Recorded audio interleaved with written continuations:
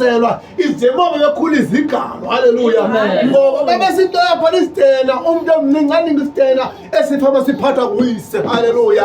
Kanti balungiselelwa ngenyimini xa beqoya umthwala besuka eyiphutha besiye mara bakwazi ukubanqwa impela zabo.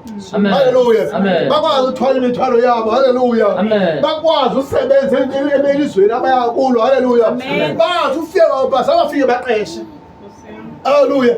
Because bese bewuqhelile umsebenzi. Hallelujah. Abazange bafike bafune umuntu ozobenzela izindlu zabo. Bafike bazenzele ngokwabo ngoba uThixo wathi apho nihamba nyathela liphele khona lo mhlaba ngowenu. Hallelujah.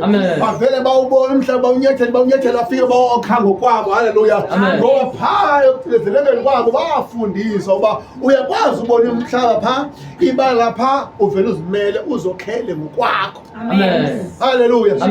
Because lokusini uyakwazi uba ube nguwe lo into ehlekisa. Hallelujah. Ibe nguwe lo ucinezela. Hallelujah. Ibe nguwe lo wenziwa into engento. Hallelujah. Kanti uThixo ufuna into yoba isimo sakho side simbone ngabantu bonke. Hallelujah. The more bamcinezela uLazaro odiva sobeza bakhe. Hallelujah. Bemnika nje imbuphu zezonke ezasiwa etafuleni naye imali ikhongozela is the more uThixo wejonga uLazaro.